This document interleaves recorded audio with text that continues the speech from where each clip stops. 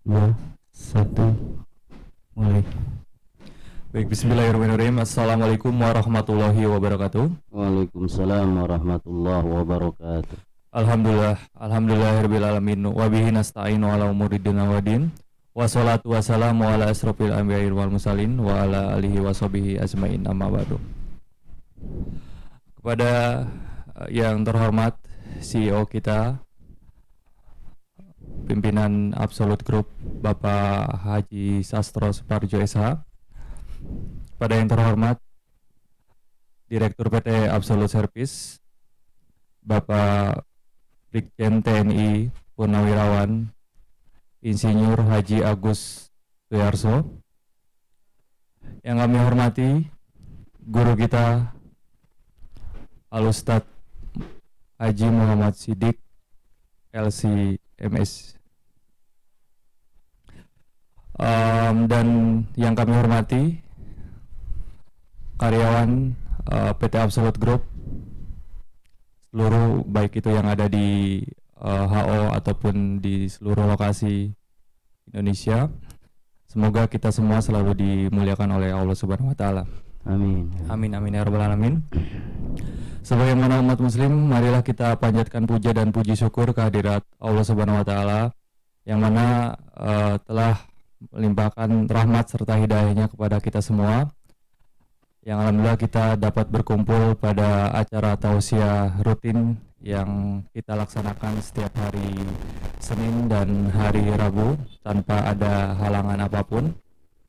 Semoga tausiah ini nantinya dapat bermanfaat atau dapat menambah ilmu serta wawasan kita dan sebagai bekal untuk kehidupan kita di dunia maupun di akhirat nanti.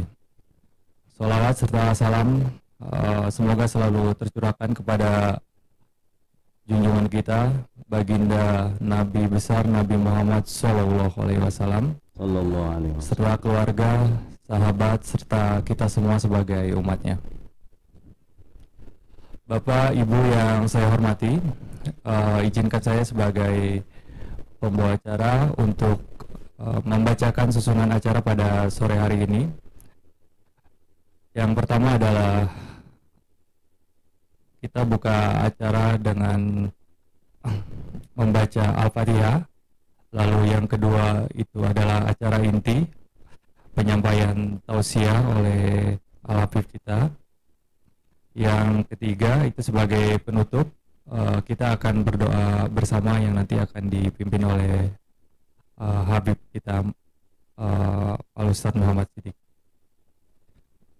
Oke, untuk mempersingkat waktu, marilah kita mulai dengan acara yang pertama, yaitu pembukaan dengan membaca Al-Fatihah. Al-Fatihah. Auzubillahi minasyaitonirrajim. Bismillahirrahmanirrahim. Alhamdulillahirabbil alamin arrahmanirrahim maliki yaumiddin. Iyyaka na'budu wa iyyaka nasta'in ihdinas siratal mustaqim. Siratal ladzina an'amta 'alaihim ghairil maghdubi 'alaihim waladdallin. Amin.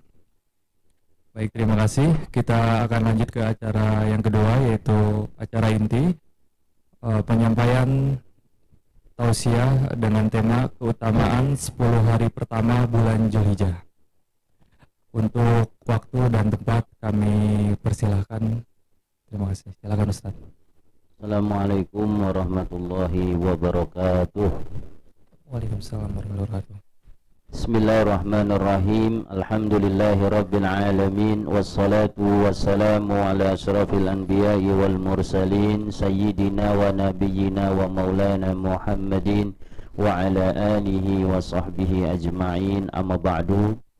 Yang saya hormati CEO PT Absolute Group Bapak Haji Sastro SH, yang saya hormati Direktur PT Absolute Group Bapak Brigjen TNI Purnawirawan Insinyur Haji Agus Suyarso, beserta jajaran direksi lainnya yang tidak saya sebutkan satu persatu tanpa mengurangi rasa hormat saya.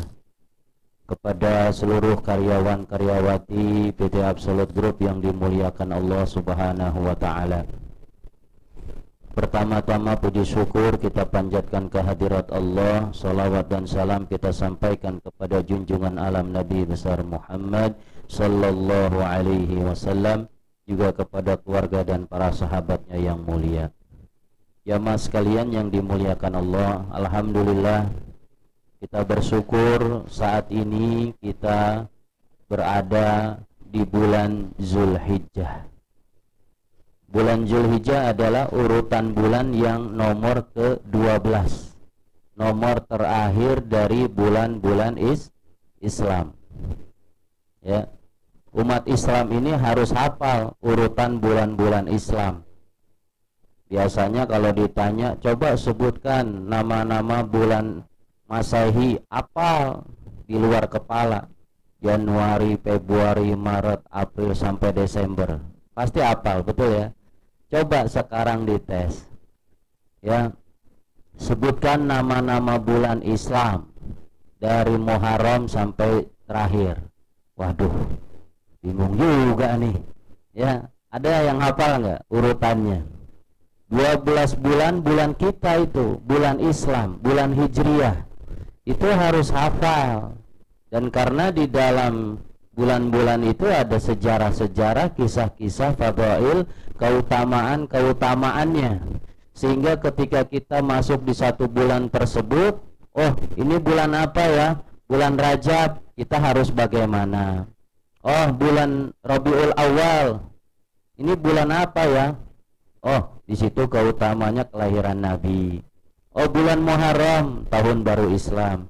Nah, sekarang kita berada di bulan Zulhijjah, yaitu urutan bulan yang terakhir, yaitu yang ke-12. Ya, misalnya kita sebutkan urutan bulan-bulan Islam atau bulan-bulan Hijriah. Pertama Muharram, yang kedua Safar atau Safar, ketiga Rabiul Awal, keempat Rabiul Akhir atau Rabiul Tsani, yang kelima Jumadil Awal, yang keenam Jumadil Tsani atau Jumadil Akhir, yang ketujuh Rajab, yang kedelapan Sya'ban, kesembilan Ramadan, kesepuluh Syawal, ke-11 Zulqa'dah, 12 Zulhijjah. Nah, kita berada saat ini di bulan Zulhijjah, dan tepatnya di hitungan tanggal waktu 10 hari pertama bulan Zulhijjah. Nah, inilah yang akan kita bahas pada hari ini, ya, keutamaan 10 hari pertama bulan Zulhijjah. Kalau kita melihat daripada pengumuman Kemenak atau dari pemerintah tentang jatuhnya tanggal 1 Zulhijjah, itu hari apa? Hari Jumat yang lalu. Kalau hari Jumat tanggal 1 Zulhijjah, maka dari semenjak Jumat tanggal 1 sampai 10 Zulhijjah itu adalah hari-hari, waktu-waktu yang sangat berkah, dan kita ada di dalamnya. Jumat, Sabtu, Minggu, Senin, betul ya? Kita ada di dalamnya. Ya, tanggal berapa? Sama. Berarti Jumat, Sabtu, Minggu, Senin, tanggal 4 Juli bertepatan dengan 4 Zulhijjah. Berarti masuk dalam kategori 10 hari pertama bulan Zulhijjah. Lalu apa Pak Ustadz hubungannya? Yuk kita ngaji hadis, karena hari Senin itu kajiannya hadis. An Ibni Abbas radhiyallahu anhu, dari Ibnu Abbas radhiyallahu anhuma, ya, ada sahabat namanya Ibnu Abbas. Nama lain daripada Abdullah bin Abbas. Jadi ada nama sahabat Abdullah bin Abbas, Abdullah putranya Abbas. Kadang ada kalimatnya diringkas Ibnu Abbas, anaknya Abbas. Namanya aslinya adalah Abdullah. Jadi dari Abdullah bin Abbas radhiyallahu anhuma, mudah-mudahan Allah meridhai Abdullah dan ayahandanya yaitu Abbas. Qala, ia berkata, Qala Rasulullah sallallahu alaihi wasallam, bersabda Rasulullah sallallahu alaihi wasallam. Apa sabda Nabi?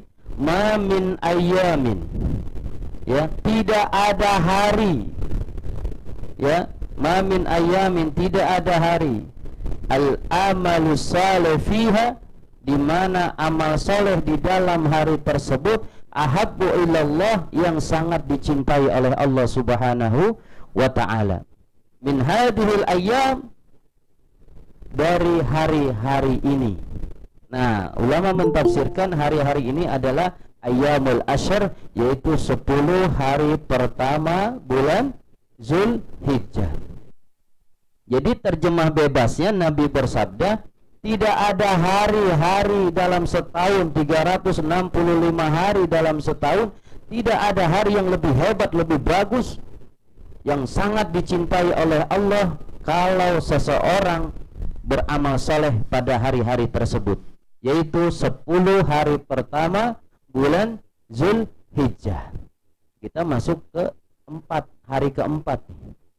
Bagusnya memang dari awal sampai tanggal 10 nih kita isi amal soleh. Kata Nabi, amal soleh itu sangat bagus, bahkan sangat dicintai Allah subhanahu wa ta'ala. Jadi kita cari amalan yang dicintai Allah. Nah, amalannya apa? Amalannya apa saja, bebas, ya, mau berzikir, ya, takbir, tahlil, tahmid, mau bersedekah, hadir di majelis ilmu, silaturahim, apa saja yang dimaksud dengan amal soleh. Tapi ada beberapa amalan yang khusus, dalam arti hukumnya itu sunnah, yaitu puasa. Puasa sunnah dari tanggal 1 tuh udah ada tuh. Biasanya pengajian ibu-ibu, dia udah mulai puasa sunnah dari tanggal 1 sampai tanggal 9. Puasa sunnah boleh tanggal 1 sampai 9 Zulhijjah. Enggak boleh sampai tanggal 10, karena 10 Zulhijjah hari Idul Adha, haram. Enggak boleh, ya. Puasa di hari raya haram, tidak boleh. Makanya puasanya dari tanggal 1 sampai tanggal 9. Ya, ibu-ibu sering nanya ke saya, jauh-jauh hari puasa tanggal 1 Zulhijjah kapan? Emang kenapa, Bu? Mau puasa. Cakep. Saya tanya lagi, Bu, puasa? Puasa dong dari pertama. Karena tahu keutamaannya. Ya. Tanggal 1, Ustadz, saya baru tahu sekarang. Kalau tahu mah saya puasa. Sekarang masih bisa. Ya, mau besok bisa tanggal 5, 6, 7. Dan yang bagusnya itu tanggal 8 dan tanggal 9 Zulhijjah. Tanggal 8 Zulhijjah namanya hari Tarwiyah. Ya, hari Tarwiyah. 2 hari sebelum Idul Adha itu namanya hari Tarwiyah, tanggal 8. Bagus. Kata Nabi, siapa orang yang puasa sunnah Zulhijjah tanggal 8 Zulhijjah, maka keutamaannya diampuni dosa-dosanya setahun yang lalu.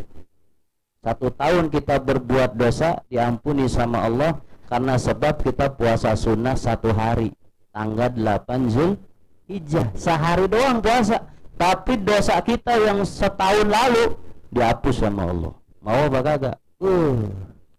Masya Allah. Sayang kalau dilewatin, sayang. Ya. Wah, catat nih, 8 Zulhijjah 1 tahun. Iya Ustadz, saya ngerasa banyak dosa, saya merasa begini dan begitu. Kejar. Hari-hari ini hari-hari yang sangat luar biasa. 8 Zulhijjah kata Nabi, siapa yang puasa sunnah 8 Zulhijjah, maka akan diampuni dosa-dosanya 1 tahun yang telah lalu. Lalu yang lebih dahsyat lagi, puasa di tanggal 9 Zulhijjah, yaitu tanggal 1 hari sebelum Idul Adha. 9 Zulhijjah itu sehari sebelum lebaran kurban. 9 Zulhijjah, di mana jamaah haji sedang wukuf di Arafah, di Masy'aril Haram di Arafah. 9 Zulhijjah mereka sedang kumpul wukuf di Arafah. Dan wukuf di Arafah luar biasa. Tempatnya tempat suci dan waktunya waktu yang sangat berkah.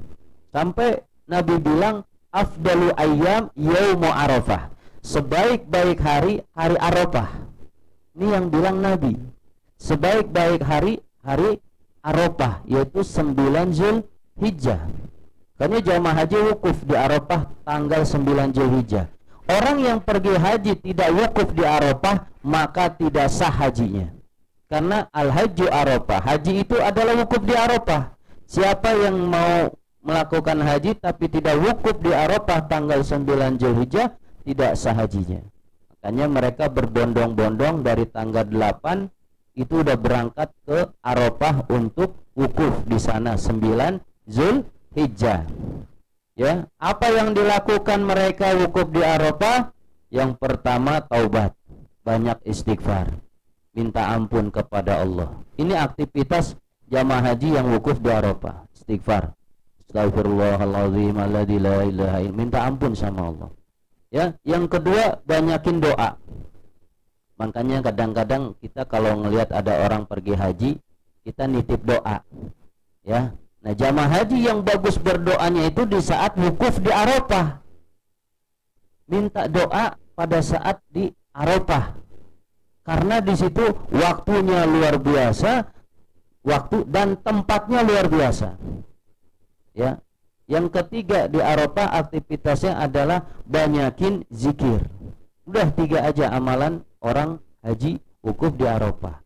Lalu bagaimana yang nggak pergi haji, Ustaz? Kalau yang nggak pergi haji dapat satu keutamaan, yaitu tanggalnya, waktunya 9 Zulhijjah.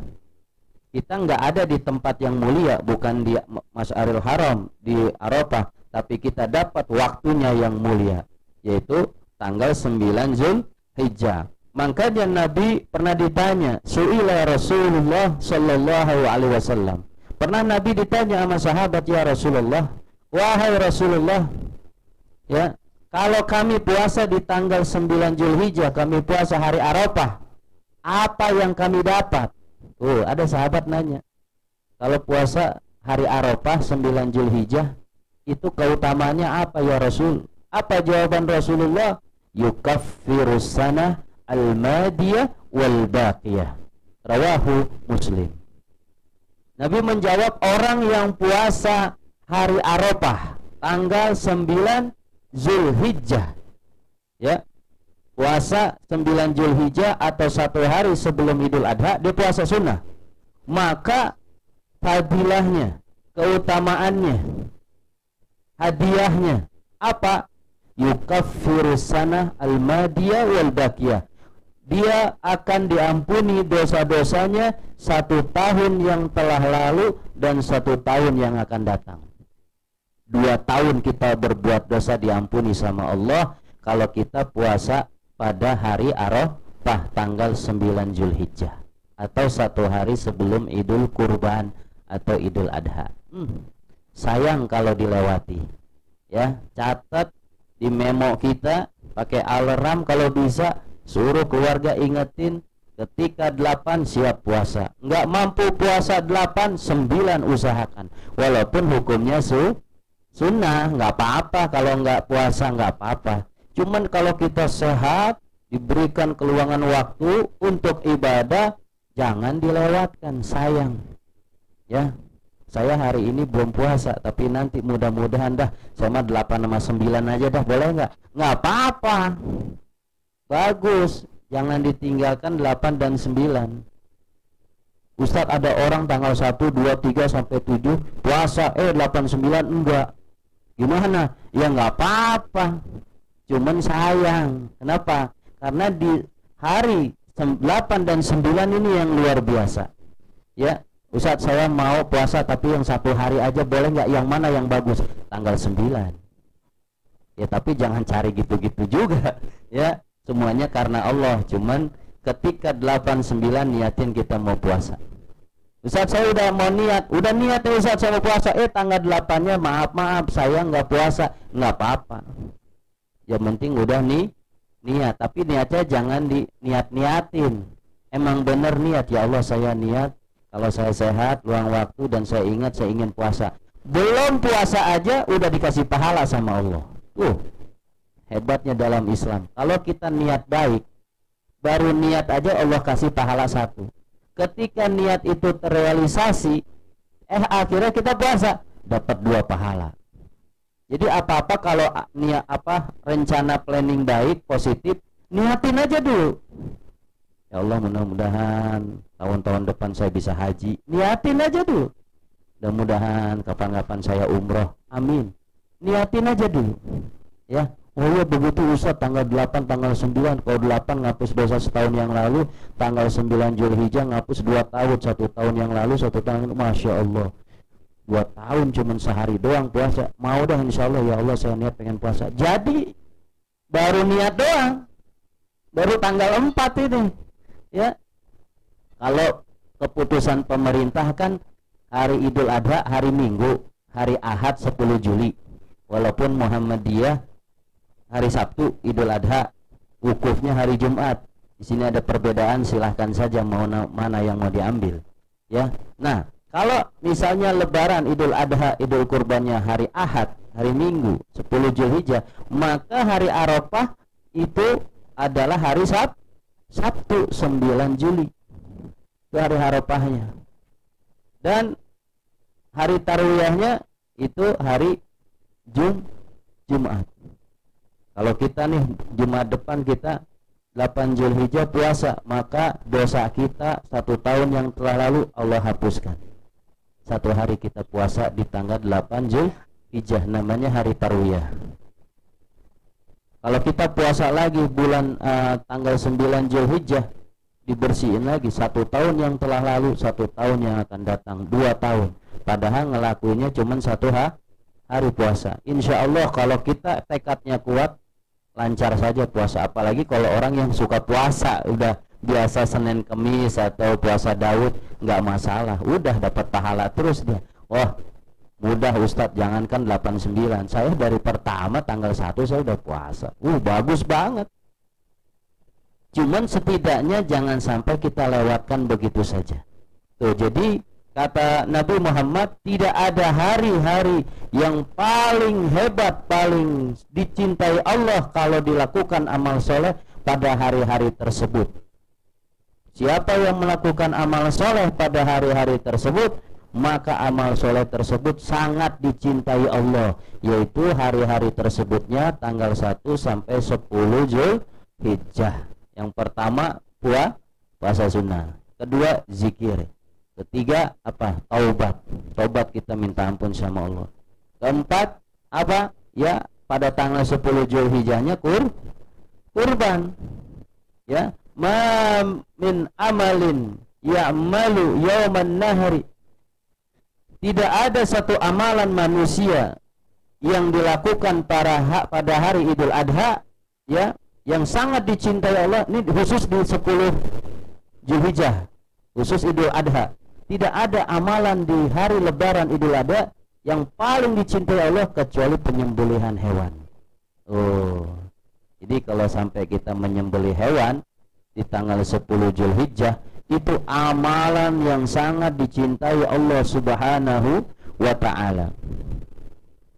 Di mana nanti di hari kiamat, innahu yati yaumul qiyam, pada hari kiamat datang bikuruniha, ya, dengan tanduk-tanduk hewan kurbannya datang, dengan bulu-bulunya datang, ya, dengan kuku-kukunya datang. Dan orang menyembelih hewan kurban, sebelum darah dari hewan sembelihannya jatuh ke tanah, itu sudah langsung sampai kepada Allah Subhanahu wa ta'ala. Sampai pahalanya, keutamaannya, ya, karena dia taat kepada Allah Subhanahu wa ta'ala. Ya, maka kata Nabi Muhammad, maka lapangkanlah jiwamu dan lakukanlah berkurban. Ini keutamaan orang yang beramal soleh pada hari Idul Adha, tepatnya 10 Zulhijjah. Ya, Ustadz saya nggak kurban, tapi saya bantu ngesetin daging, bagi-bagiin, kilo-kiloin. Insya Allah jadi berkah. Menuju satu amalan kita bantu untuk kebaikan, kita pun terbawa kecipratan kebaikan tersebut. Dan bagi orang yang sudah diberikan kelebihan rizki, ya, rizkinya lebih, rizkinya banyak, dan sebenarnya mampu untuk berkurban, ya, maka dia harus berkurban. Allah kasih rezeki yang banyak. Ibarat kata beli satu domba, satu sapi mah nggak masalah. Orang anaknya nonton konser Singapura 20 juta sehari bisa. Oh, saya pernah ngajar privat. Begitu besoknya bilang, Pak Ustadz saya mau ini hadirin konser Singapura. Mama udah transfer 35 juta. Udah buat konser semalam. Ya, tapi jangan sampai nih yang model begitu, tapi kurban enggak.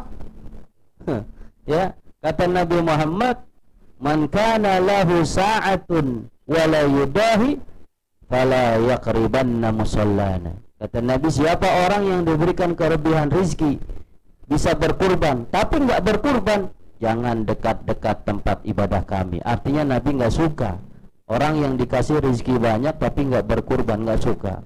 Lalu bagaimana Ustadz orang yang kasih rezeki dan berkurban? Pahalanya besar. Ya, orang yang dikasih rezeki banyak, yang mampu berkurban dan dia berkurban, pahalanya apa? Pernah para sahabat bertanya, ya Rasulullah, itu kurban itu dari mana sih? Apa jawaban Rasul? Sunnatu abikum Ibrahim. Kurban itu adalah sunnah Nabi Ibrahim alaihissalam, bapak kalian semua itu. Lalu kalau kami berkurban, apa yang kami dapat? Sahabat nanya lagi. Ya, kalau kami berkurban ya Rasul, kami dapat apa? Apa jawaban Rasulullah? Likulli sya'ratin hasanatun. Setiap satu helai rambut dari hewan kurban itu satu kebaikan. Masya Allah. Bulu kambing yang dikorbankan berapa bulu? Berapa rambut? Ya, hitung aja. Banyak. Berarti orang yang berkurban pahalanya sangat luar biasa. Hitungannya satu rambut, satu kebaikan. Rambutnya kira-kira berapa tuh di hewan kurban? Ya, Masya Allah. Ditanya lagi sama sahabat, pasaufu ya Rasulullah. Ya, kemudian sahabat bertanya, kalau bulu-bulunya tadi kan rambut, kalau bulu-bulunya likulli saufi, likulli sya'rati saufi hasanah. Setiap satu helai rambut pada bulu-bulu hewan kurban itu satu kebaikan. Jadi Nabi mengatakan itu artinya orang berkorban itu pahalanya sangat besar. Udah nggak bisa dibilang, nggak bisa dikatakan dengan nominal pahala berapa-berapa. Sangat besar dan sangat dicintai oleh Allah Subhanahu wa ta'ala. Terus apa? Banyakin kita amal-amal soleh yang lain. Jadi di 10 hari awal bulan Zulhijjah ini diharapkan umat Islam memperbanyak ibadah kepada Allah. Sedekah, ya, silaturahim, belajar ilmu, banyak baca sholawat, zikir, doa, takbir dan sebagainya. Khususnya termasuk sunnah adalah puasa. Ya, kalau saya udah diniatin, insya Allah 8-9 diniatin ingin puasa. Kalau jatuhnya Idul Adha hari Ahad, hari Minggu, berarti 8-nya Jumat, 9-nya Sabtu, malam minggunya takbiran, hari Ahadnya Idul Adha. Ya, kenapa hari Ahad? Saya dapat jadwal imam dan khotib sholat Idul Adha dekat rumah, ada jadwal. Pak Ustadz jangan lupa hari Ahad imam sholat dan khotib Idul Adha tuh. Jadi kita dari tanggal 1 atau mulai dari saat ini yang belum tahu, perbanyaklah kita ibadah kepada Allah Subhanahu wa ta'ala. Karena siapa yang melakukan amal soleh pada 10 hari pertama bulan Zulhijjah, itu sangat dicintai Allah Subhanahu wa ta'ala. Selain itu Ustaz, ada lagi keutamaannya, ada. Ya, di dalam surat Ali Imran kalau tidak salah itu ayat 31 mengatakan, a'udzubillahi minasyaitonirrajim, qul in kuntum tuhibbunallah. Kata Nabi, ya, katakanlah apabila Allah berfirman dalam Ali Imran 31, katakanlah apabila kalian mencintai Allah, fattabi'uni, kata Nabi, maka ikutilah apa yang aku ajarkan. Nabi mengajarkan puasa sunnah, ya puasa. Kalau cinta kepada Allah, ikut apa ajaran Nabi. Nabi bilang puasa 9 Zulhijjah, hari Arafah, karena akan menghapus 2 tahun, 1 tahun yang lalu, 1 tahun yang akan datang. Ini kan perintah Nabi. Maka kalau kau mencintai Allah, ikutilah ajaran Nabi. Suruh puasa, walaupun hukumnya sunnah, nggak apa-apa. Ustaz, saya nggak puasa, nggak apa-apa. Tapi kalau puasa sangat bagus. Yuhibbukumullah, siapa yang melakukan itu Allah cinta sama hamba tersebut. Selain dicintai Allah, wa yaghfir lakum dzunubakum, dan selain dicintai Allah, dosa-dosanya diampuni Allah Subhanahu wa ta'ala. Ini kita penting, kita bagaimana cara menghapus dosa. Karena sehari-hari kita antara kebaikan dan antara pahala sama dosa, kira-kira setiap hari banyakan mana kita? 24 jam setiap hari. Kalau kita timbang, yang satu pahala kita, ibadah kita, yang satu dosa kita. Setiap hari banyakan mana yang kita kerjakan? Banyakan dosa kita. Betul nggak? Banyakan dosa kita. Baru bangun aja bukannya baca doa alhamdulillahilladzi ahyana ba'dama amatana wa ilaihin nusyur. Bukan baca itu, bangun langsung megang HP, setan gepeng namanya itu. Langsung dilihat WA, itulah. Bukannya baca doa, buka WA. Ya. Terus dan lain sebagainya. Lalu begitu mata kita nih, Masya Allah, ini mata ini banyak sekali.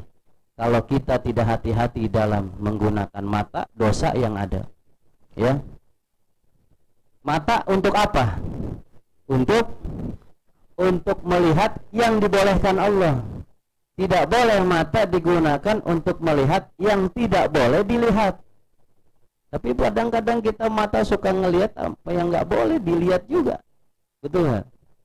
Nah ya, makanya orang beriman itu godul basar. Godul basar itu nundukin mata, pandangannya ditundukin. Ya, kalau kira-kira boleh nggak nih kata agama sama mandang itu? Kagak boleh, tunduk. Jangan diprototin. Betul nggak? Di jalan banyak godaan mata. Betul nggak? Naik motor, tahu-tahu di depan ada begitu Anda. Disengaja yang di belakangin aja, padahal bisa lewat pinggir ke depan, bisa di belakang. Lumayan pemandangan nih. Anggung dilihat. Kagak boleh, kagak dilihat, sayang, diam dia. Ya. Saya ingat kata Imam Sayyidina Ali bilang, kalau melihat sesuatu yang begituan, kalau sekali halal, rezeki buat kamu.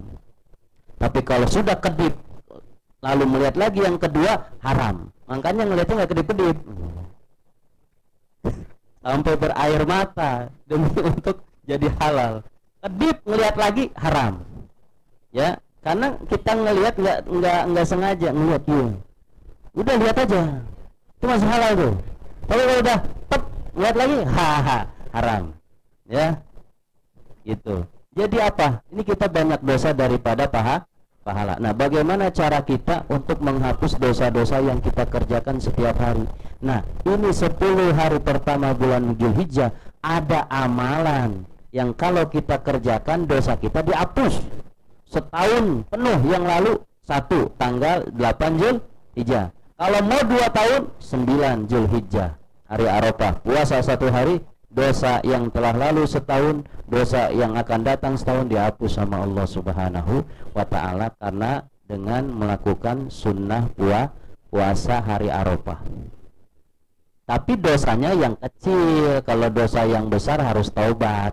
Yang dimaksud dosa ini yang dihapus adalah dosa-dosa kecil. Kalau dosa-dosa besar, dia harus bertobat kepada Allah Subhanahu wa ta'ala. Baik, barangkali itu saja yang bisa saya sampaikan. Mudah-mudahan dapat bermanfaat dan dapat diamalkan bersama-sama. Sekian, terima kasih. Assalamualaikum warahmatullahi wabarakatuh. Waalaikumsalam warahmatullahi wabarakatuh. Baik, terima kasih Ustadz atas penyampaian tausiahnya. Semoga apa yang tadi disampaikan bisa bermanfaat untuk kita semua, dan semoga kita dapat mengamalkannya, tentunya kepada bisa disampaikan juga kepada keluarga kita, sahabat kita semuanya. Untuk selanjutnya seperti biasa, setelah penyampaian tausiah kita akan lanjut ke sesi tanya jawab. Untuk sesi tanya jawab kami akan batasi, yaitu 2 secara offline dan 2 secara online. Oke, dipersilakan yang ingin bertanya.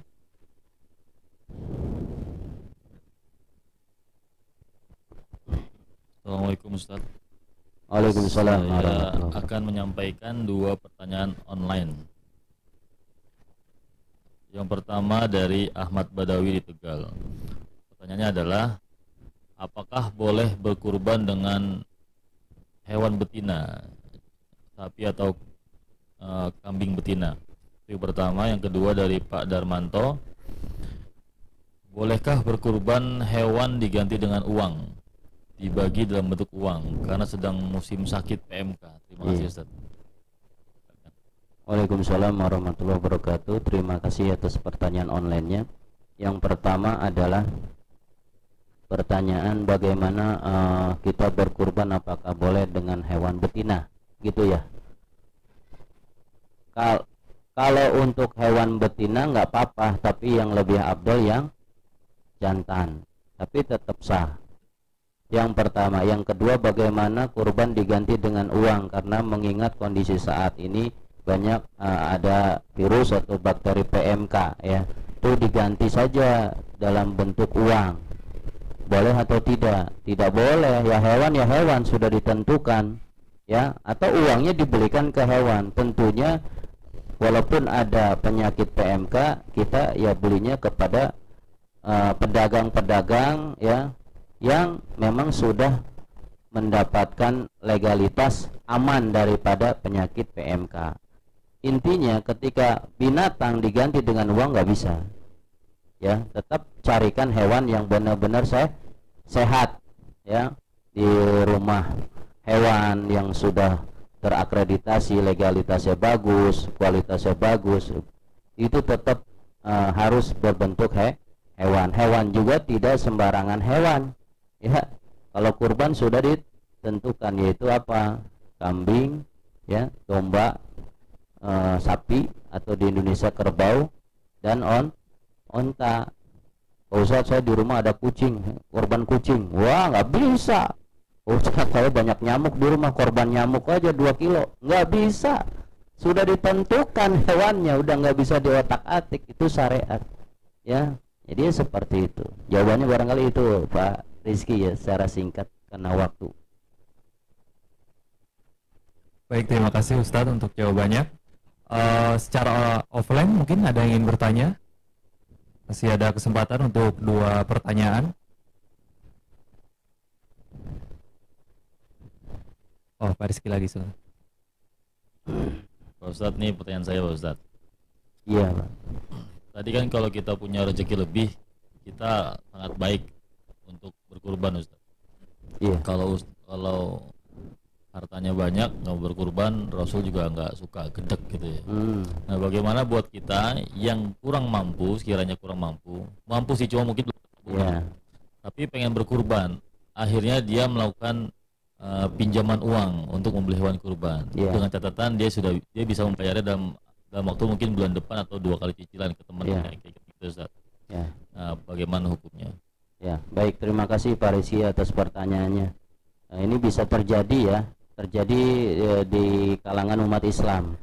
Kita mau kurban tapi nggak ada uangnya pas-pasan, tapi mau minjam dulu nih, dengan catatan pinjamannya saya mampu bayar 3 kali, 3 bulan, 3 gajian, tapi saya butuh sekarang karena waktu kurban terbatas. Boleh nggak seperti itu ya? Jawabannya boleh, asal kita konsekuensinya pembayarannya siap, mampu membayar ya. Asal misalnya sapi lah misalnya ya, 40 juta dibayar peminjaman, ya udah 40 juta sebulan, 1 juta 4 bulan 4 kali ya. Oke, deal, saya mampu kok itu. Ya udah sini kurban dengan hasil dana pinjaman, dengan catatan dia mampu untuk membayarnya nanti, nggak ada masalah ya. Boleh dengan seperti itu. Sama seperti umroh dengan talangan. Jadi umroh tuh ada jamaah mau umroh tapi nggak mampu untuk membayar katakan 25 juta, lalu ditalangin oleh lembaga keuangan mikro ya. salah satu keuangan, udah saya bayarin aja ke travel 25 juta, nanti kamu bayar ke saya per bulan 1 tahun, 2 tahun, 3 tahun, per bulan sekian-sekian tergantung kemampuan, ya. Boleh nggak? Boleh, asal dengan catatan memang mampu untuk membayar cicilannya. Jadi umrahnya sah, ya, selama dia mampu membayar cicilannya, berarti dia mampu untuk umroh. Ya, sama dengan berkurban dengan cicilan yang tadi, berarti dia dianggap mampu, cuman masalah dananya tidak terkumpul saat itu, sedangkan butuhnya saat itu. Nanti setelah kurban dia membayar cicilannya dengan tanggung jawab dan amanah, maka itu pun diperbolehkan, nggak apa-apa, boleh, insyaallah. Masya Allah. Terima kasih Ustadz atas jawabannya. Ada satu pertanyaan offline lagi, silakan Mbak. Assalamualaikum Pak Ustadz. Waalaikumsalam warahmatullahi wabarakatuh. Pak, saya mau nanya, didahulukan yang mana antara kurban dengan akikah pada saat seseorang pengen kurban tapi dia belum diakikah? Ya. Terima kasih. Ya, baik. Ini juga pertanyaan yang banyak sekali yang masuk ke saya beberapa hari ini, terus minggu-minggu ini. Dahulukan mana, kurban atau akikah? Ada orang mau kurban tapi belum akikah, atau ada dana tapi cukupnya salah satunya. Saya mau kurban tapi saya belum akikah, saya mau akikah tapi ini waktu kurban saya juga mau kurban. Ya, sebenarnya dua-duanya hukumnya sunnah muakkadah, tapi ya kita lihat dimensi waktu. Jadi kalau saat ini, pertanyaannya saat ini, maka dahulukan kurban. Kenapa? Karena kurban waktunya terbatas, ya. Sampai apa? Kemarin dibahas sampai hari tasyrik, 10 Zulhijjah, Idul Adha, hari raya. Hari tasyrik itu 3 hari setelahnya, tanggal 11, 12, 13 Zulhijjah, hari tasyrik. Ya, yaumu aklin wa syurbin wa dzikrin. Hari tasyrik adalah hari makan, hari minum, hari berzikir. Nah, penyembelihan hewan kurban hanya sampai itu, hari raya dan hari tasyrik, nggak boleh lewat. Kalau akikah boleh kapan aja, ya, maksimal sebelum balik, ya, sebelum balik dewasa, ya. Jadi kalau ada dana, wah saya mau akikah dulu apa kurban, tapi ini waktunya kurban, akikah masih panjang, dahulukan kurban dulu, karena melihat waktunya yang berbeda. Akikah bisa nanti mungkin kedepannya ada rezeki lagi baru bisa akikah. Tapi kalau sekarang akikah, ya kurbannya nggak ada dana, ya nggak bisa tahun depan, paling-paling menunggu tahun depan. Tapi ingin yang saat ini ingin dilakukan mana, karena dimensi waktunya adalah sekarang suasana Idul Kurban, maka bagusnya utamakan kurban. Nanti ketika ada rezeki baru akikah di kemudian hari, ya. Jadi seperti itu, dahulukan kurban kalau pertanyaan kondisinya saat ini mendekati Idul Kurban, hanya dimensi waktu saja. Tapi kalau memang tetap mau akikah, ya nggak apa-apa, kan tetap masih hukumnya sunnah, boleh memilih, ya. Tapi kalau pilih salah satu, ya utamakan kurban dulu karena waktunya terbatas, akikah setelahnya, ketika ada rezeki lain baru bisa akikah lagi, nggak apa-apa. Baik, alhamdulillah, terima kasih Ustadz atas jawabannya. Tidak terasa kita sudah berada di penghujung acara. Sebelum kita lanjut dengan doa penutup, sedikit rangkuman yang ingin kami sampaikan, yaitu terkait kita tuh harus memaksimalkan amalan-amalan yang ada di 10 hari bulan Zulhijjah. Yang pertama adalah puasa sunnah, di mana jika kita puasa di tanggal 8 Zulhijjah, maka kita diampuni dosa 1 tahun sebelumnya. Jika puasa juga di tanggal 9, maka diampuni dosa 1 tahun ke depannya atau selanjutnya. Yang kedua, di 10 hari bulan Zulhijjah ini kita bisa mengadakan penyembelihan hewan kurban sebagai amalan utama yang sangat dicintai oleh Allah Subhanahu wa taala, tentunya di bulan Zulhijjah. Oke, mungkin itu saja rangkuman dari kami. Selanjutnya kita akan masuk ke sesi berdoa bersama sebagai penutup yang akan dipimpin langsung oleh Ustadz kita, yaitu Haji Muhammad Siddiq LC MES, ya. Untuk waktu dan tempat dipersilakan Ustadz. Baik Bapak Ibu sekalian, mari kita berdoa kepada Allah, mudah-mudahan apa yang kita pelajari bermanfaat ilmunya, dan apa yang kita dapat ilmunya ilmu yang bermanfaat, dan senantiasa Allah tambahkan kepada kita ilmu-ilmu yang bermanfaat. Al-Fatihah. A'udzu billahi minasyaitonir rajim. Bismillahirrahmanirrahim. Alhamdulillahi rabbil alamin, arrahmanir rahim, maliki yaumiddin. إياك نعبد وإياك نستعين اهدنا الصراط المستقيم صراط الذين أنعمت عليهم غير المغضوب عليهم ولا الضالين آمين. أستغفر الله العظيم أستغفر الله العظيم أستغفر الله العظيم. بسم الله الرحمن الرحيم. الحمد لله رب العالمين. اللهم صل على سيدنا محمد الفاتح لما أغلق والخاتم لما سبق ناصر الحق بالحق والهادي إلى صراطك المستقيم وعلى آله حق قدره ومقداره العظيم. اللهم ارحم أمة سيدنا محمد. اللهم استر أمة سيدنا محمد. اللهم اصلح أمة سيدنا محمد. اللهم اجعلنا من المتقين. اللهم اجعلنا من المؤمنين.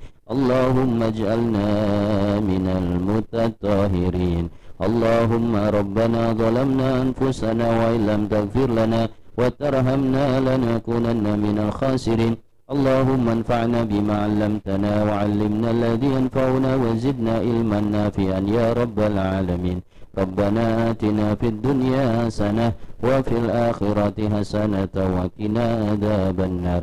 وصلى الله على سيدنا محمد وعلى آله وصحبه أجمعين بفضل سبحان ربك رب العزة عما يصفون وسلام على المرسلين والحمد لله رب العالمين. Baik, terima kasih. Sebelum kita tutup, kita akan membacakan doa kepada majelis terlebih dahulu. Subhanakallahumma wa bihamdika asyhadu an la ilaha illa anta astaghfiruka wa atubu ilaik. Baik, itu saja, kurang lebihnya mohon maaf. Wassalamualaikum warahmatullahi wabarakatuh. Waalaikumsalam warahmatullahi wabarakatuh.